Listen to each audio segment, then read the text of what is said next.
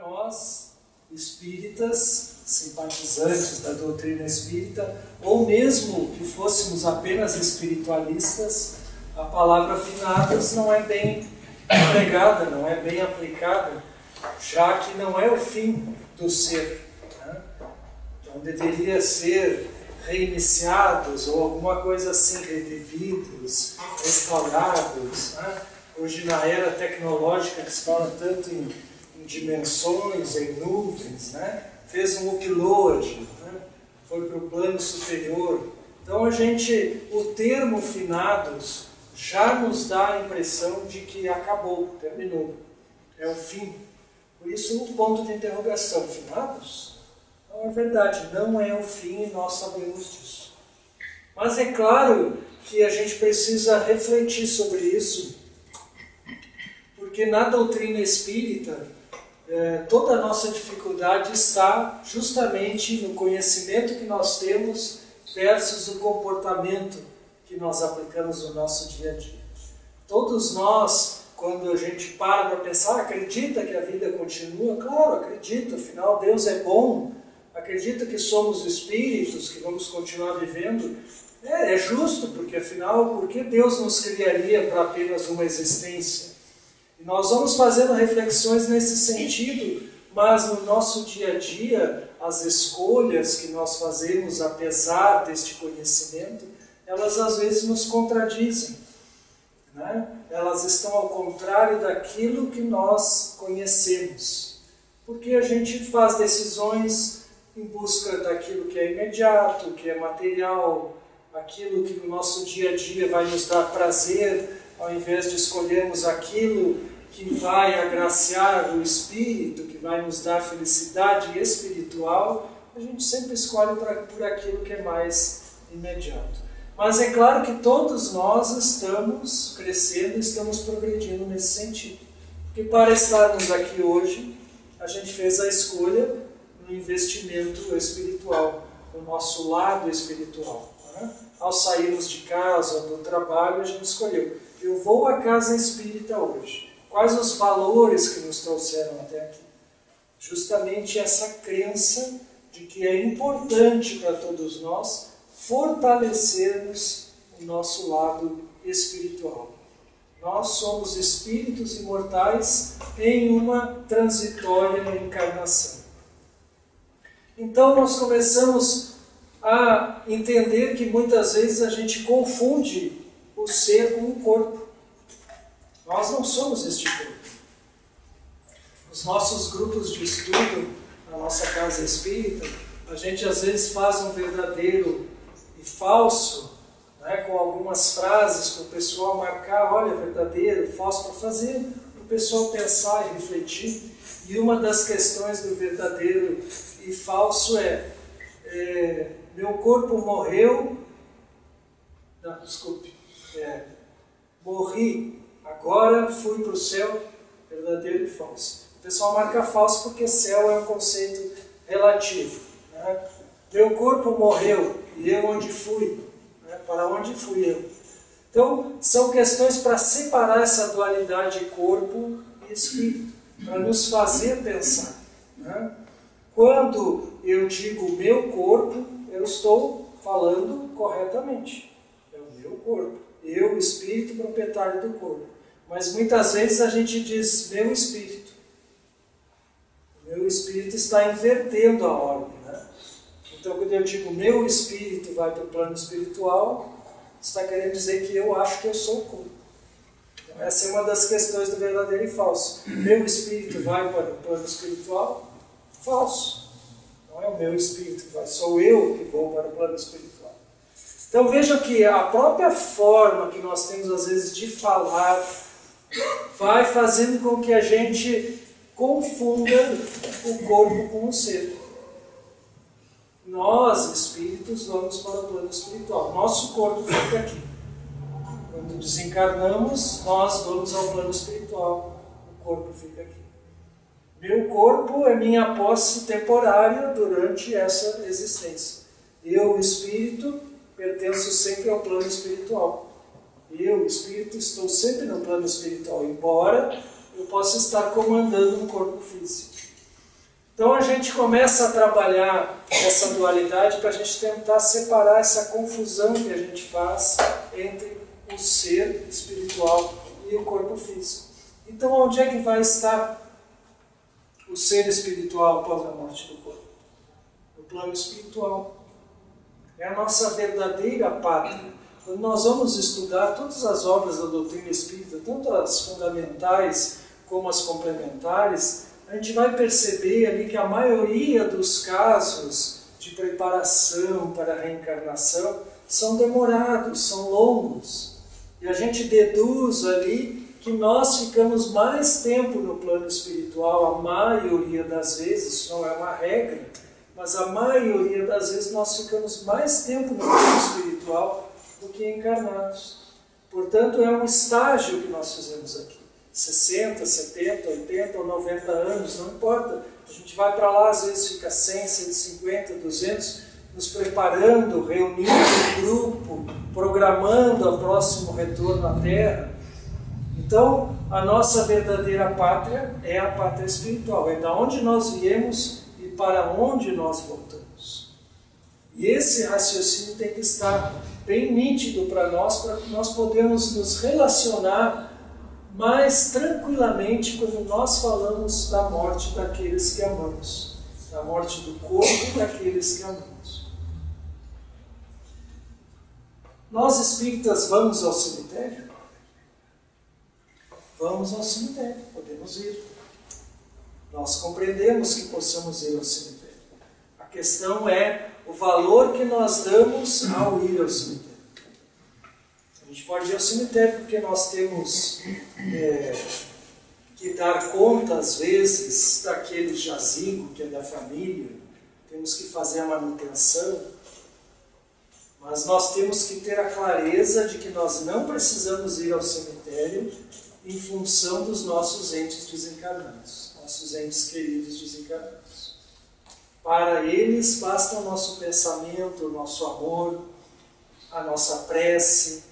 Não é necessário ir até lá.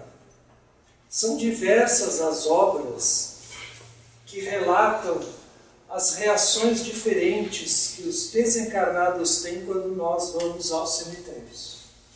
Alguns ficam muito tristes, choram junto conosco à beira dos túmulos. Outros tentam nos fazer pensar em outras coisas.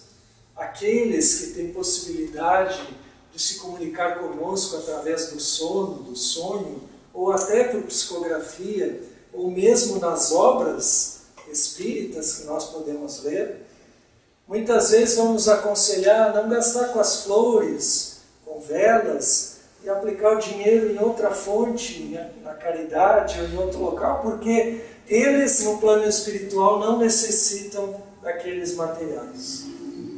Aqueles que já estão mais evoluídos, mais tranquilos no plano espiritual, mais adaptados à espiritualidade, eles vão até ficar contentes com a nossa lembrança, embora para eles vá se tornar indiferente se estejamos no cemitério ou não. Então a reação do espírito desencarnado, dos nossos familiares queridos, à nossa ida no cemitério, vai depender da forma como ele está no plano espiritual, em que estágio ele está no plano espiritual. Mas o que eles realmente gostam de nos fazer lembrar sempre é que a vida continua. Isso é muito importante, porque isso está, e Allan Kardec pergunta em O Livro dos Espíritos, e os Espíritos respondem justamente que é o maior recado, aquele que mais se deseja dar e se dizer, quando se vê o céu e o inferno, por exemplo, que os Espíritos desejam apenas dizer que sim, continuamos vivos, a vida continua. Desejam afirmar isso, para que nós que estejamos aqui aproveitemos melhor a nossa estadia nessa escola da carne. Perdemos um ente querido? Não perdemos. O verbo perder, ele já vem acumulado de uma marca psicológica. Se nós costumamos dizer que perdemos fulano, perdemos o pai, perdemos a mãe, perdemos o tio, perdemos o irmão, isso vai criando uma marca psicológica nossa. Não é desagradável quando a gente perde uma coisa? A gente vai sair de casa, perde a chave do carro. Não sabe onde é que está a chave reserva, tem que chamar alguém, aquilo dá um transtorno. Perde o celular, tem coisas anotadas no celular, precisa mandar um recado para alguém, perdemos o celular. Perdemos um livro, perdemos o horário. Então o verbo perder ele já está ligado a esse sentimento negativo de algo desagradável. Então nós temos que acostumar que os nossos entes queridos partiram, mas nós não os perdemos. Eles estão só na dimensão ao lado, às vezes muito mais próximos do que nós imaginamos, especialmente em datas como estas, especialmente quando lembramos deles, quando oramos por eles.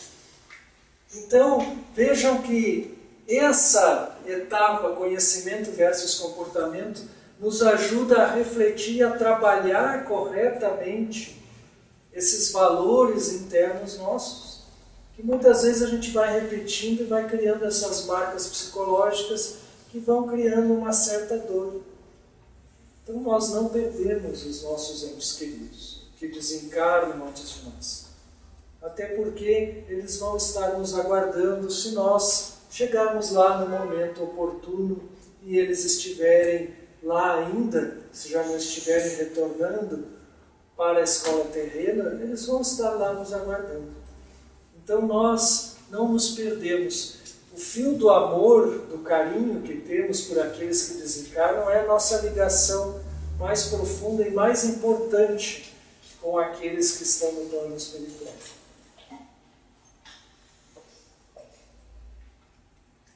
E aqui vem uma parte importante do nosso relacionamento afetivo com aqueles que desencarnaram, que é realmente o que é mais importante para nós e para eles que estão ao nosso lado no plano invisível.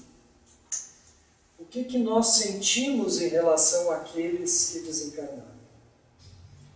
Então, a gente tem que fazer algumas reflexões da nossa tristeza, do porquê choramos, quais os motivos, quais as lembranças, quais os sentimentos que são despertados quando nós falamos naqueles que já partiram, nossos familiares ou amigos. Não importa a proximidade, mas importa sim o nosso querer bem a esse espírito que está agora na pátria espiritual. Um dos motivos que nós podemos chorar ou nos entristecer é por revolta. A revolta é quando nós acreditamos que realmente perdemos alguém, quando nós não temos confiança na providência divina. Quando nós dissemos que tudo está correto, que a providência divina é perfeita, que nada acontece por acaso, esta lei vale para todos nós. Esta lei vale para todos nós. Porque às vezes nós queremos que só se aplique aos outros. Há um ano atrás, um ano e meio atrás, a minha filha estava no ônibus 520, que passa aqui embaixo, e teve um tiroteio, um assalto, não sei como é que foi a história, eu não lembro bem, mas houve uma cena de violência e foram disparados alguns tiros dentro do ônibus, e a polícia chegou e tal, e ela estava no ônibus. E ela chegou em casa e disse assim para mim, me contou a cena, assustada da violência, disse assim, mas eu podia ter morrido. Eu disse, podia. E ela ficou, mas como que tu fala desse jeito? Eu disse, bom, mas a gente não está o tempo todo estudando que nada acontece por acaso, que Deus está certo, que não cai uma folha da árvore, né? Então agora tu não vai chegar para mim e vai me pedir para te levar de carro todos os dias na escola, porque aconteceu isso. Porque então a gente não está acreditando que nós estamos estudando, porque ela também é jovem, tem 21 anos e faz evangelização desde os 3 anos de idade. Frequenta a casa espírita. Então a gente volta lá no conhecimento e comportamento. Olha, acontece, é a violência, sim, sim. Nós desencarnamos, sim, desencarnamos. Na hora errada, só se for precipitação nossa. Só desencarnamos na hora errada se nós fizermos isso, atentarmos contra a nossa existência. Senão Deus está no comando sempre. As leis são perfeitas. Então, um dos motivos por termos revolta é quando nós não acreditamos nisso. Quando nós acreditamos que perdemos os entes queridos. E isso os deixa tristes. Essa é uma energia que impacta de forma negativa, porque lá do outro lado eles vibram para dizer que estão bem, que estão vivos, que a vida continua, que teremos outras oportunidades, que teremos reencontros. Então a revolta atrapalha a nós e a eles. Culpa. Muitas vezes a gente vai aos velórios e a gente vê os amigos, os companheiros desesperados. E às vezes o desespero é por culpa. Nós temos que nos habituar a trabalhar melhor o nosso lado sentimental, nosso lado emocional. A gente é muito travado para nossas manifestações emocionais. Então a gente tem que sim todos os dias, ou se não puder ser todos os dias, um dia sim, um dia não, ou o mais frequente possível que a gente consiga, a gente tem que saber pedir desculpas, a gente tem que saber perdoar, a gente tem que saber dizer eu te amo, a gente tem que acertar as diferenças, porque a gente pode dar um passo para lá, um passo para cá, e podemos retornar para o plano espiritual. E o mesmo acontece com os nossos familiares, que podem sair para o trabalho e não retornar do trabalho, e vir para o plano espiritual. E às vezes nós deixamos pendências emocionais, que também vai ser um laço afetivo negativo com os nossos irmãos que partem. Então vamos trabalhar isso. Quanto mais rápido a gente trabalha, melhor para nós. E Jesus ensinou, reconcilia-te com os teus enquanto estás a caminho. Isso serve nessa situação também, porque a gente precisa ter aquela tranquilidade possível, construída com essa maturidade emocional que nós espíritas buscamos fazer ao educar os nossos sentimentos, que quando um familiar nosso desencarne, a gente tenha dito tudo que precisava dizer, tenha dado todos os abraços que precisava dar, reconhecido o esforço que ele fez por nós, agradecido tudo que tinha que agradecer, dizer, já temos dito eu te amo uma centena de vezes, para que a gente não seja surpreendido pelo retorno à pátria espiritual e fiquemos nessa situação. Saudade é o amor que fica. Eles sabem, eles também sentem saudades nossas, mas eles podem nos ver de forma mais fácil, não é mesmo? Mas a saudade, pelo menos, é aquela que vem da lembrança positiva, da falta, do espaço que o familiar deixa no nosso dia a dia, deixa na nossa vida. E quando a gente sente saudade, a gente pode aproveitar e conectar uma lembrança positiva, uma oração de agradecimento. Agradecimento pelo quê? Se o familiar não está ao nosso lado. Agradecimento pelo tempo que ele esteve ao nosso lado, pelas coisas boas que fizemos junto com ele, pelo auxílio que ele nos deu. E aí nós estamos fazendo uma construção positiva, uma conexão de coração a coração que faz bem para nós e que faz bem para eles no plano espiritual. Esses são os reflexos, a maneira como nós sentimos, a maneira como nós nos comportamos reflete naquilo que eles sentem. Nós não podemos chamar os nossos familiares para pedir ajuda. Esses dias eu vi um rapaz dizendo, que a minha mãezinha me ajude no Enem. Eu fiquei imaginando a mãe dele estudando no plano espiritual, depois fazendo força, a letra A, a letra B, a letra C. Não funciona assim, né, gente? Então esse é o tipo de conexão que a gente não deve fazer com os nossos familiares desencarnados.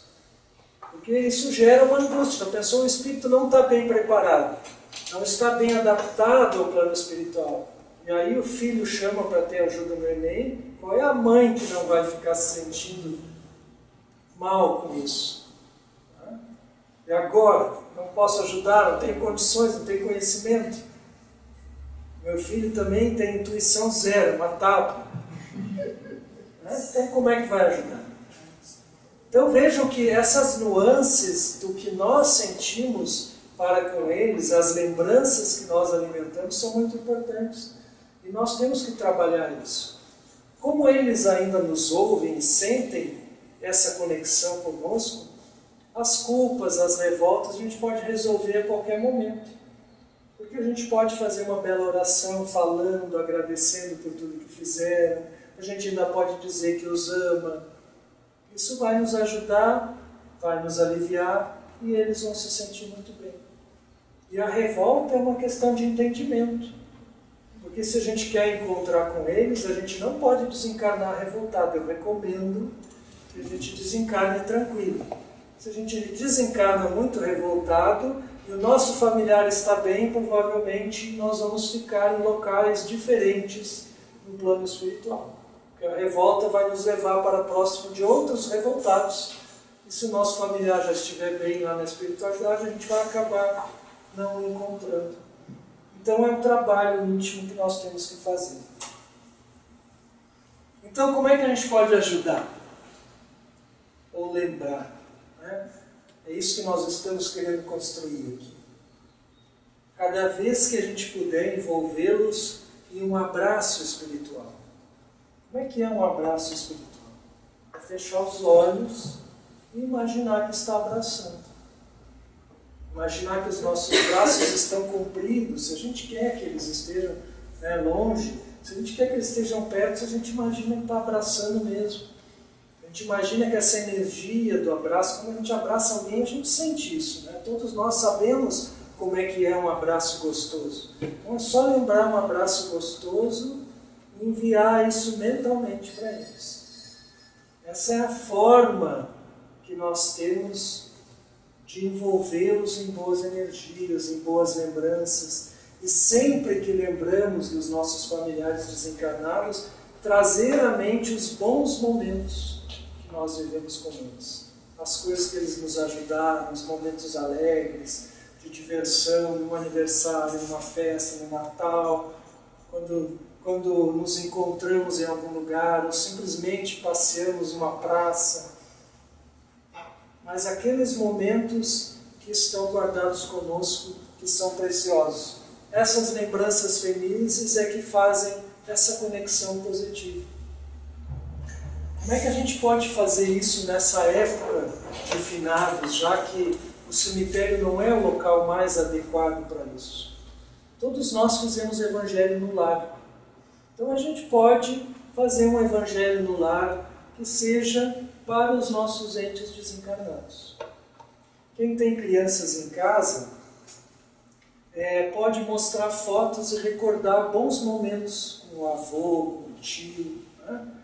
E quando eu tinha minhas filhas pequenas, a gente fazia assim, a gente marcava um dia para orar para os nossos familiares desencarnados, próximo a essa data, porque como a gente sabia que o restante da família ia ir para o cemitério fazer o que não era o mais adequado, a gente tentava contrapor com alguma coisa positiva. Então a gente pegava os filhos, e mostrava o álbum, mostrava alguns momentos, na época da fotografia, agora está tudo na nuvem, no celular, E lembrava e tal, as boas lembranças. Depois nós fazíamos uma prece em conjunto, uma leitura do Evangelho, como se faz o Evangelho no lar, para que eles recebessem essas energias e essas lembranças. É assim que a gente deve fazer para auxiliar, especialmente quando nós temos familiares que desencarnaram mais recentemente, e nós temos na nossa família irmãos, parentes, conhecidos, enfim, que estão ainda muito revoltados ou estão muito doloridos ou que choram muito de tristeza. A gente tenta fazer o contraponto para auxiliar na espiritualidade, porque o impacto dessas energias eles sentem, mas sentirão também o refrigério do nosso esforço de enviar um abraço espiritual, uma lembrança positiva, uma boa prece. Vocês viram o filme Nosso Lar, que já passou muitas vezes, com certeza todo mundo já viu. E lá André Luiz vai pedir lá os registros das preces feitas por ele. E aí ele vai lá e encontra só aquela senhora que orava por ele e agradecia, que ia no consultório e que ele ajudava no finalzinho do expediente. E ele fugia dela no plano espiritual, lembra? Nem era uma pessoa que ele achava que era muito querida. E ele vai lá e reclama, mas só tem essas preces arquivadas aí para mim? Senhor, nós não erramos, é a resposta da atendente que está ali. Né? Nós não erramos, né? Não é serviço do plano físico que perde uma fichinha e tal.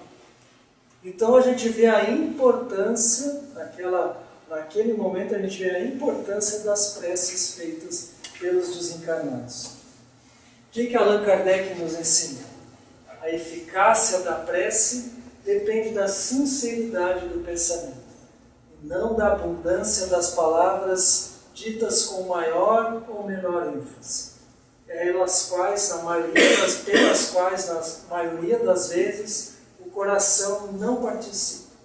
As preces que partem realmente do coração encontram ressonância no espírito a que se dirige. Então, quando nós queremos pensar com carinho, não é necessário muitas palavras.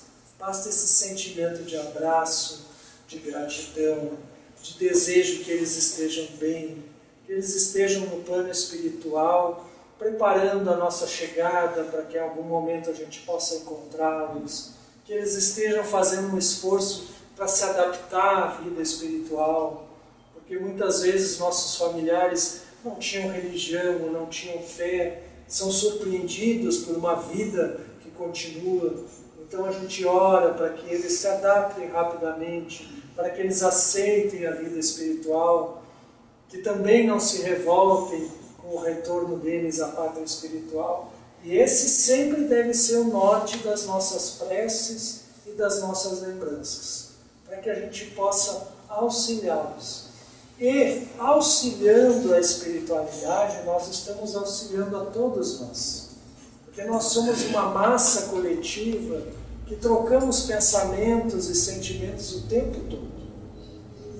E a gente geralmente reclama da nuvem de obsessores, daqueles que nos perseguem. Mas a gente tem que saber que todo mundo é pai, filho e irmão de alguém. E se todos nós fizéssemos preces pelos nossos desencarnados, todos os espíritos estariam envolvidos em alguma vibração de amor. E provavelmente o ambiente que nós vivemos seria muito mais harmônico. Então vamos buscar esse tipo de conexão com os nossos familiares. Vamos buscar esse tipo de prece, esse tipo de auxílio que é mútuo. Porque quando nós fizemos isso, nós nos sentimos bem por auxiliá-los.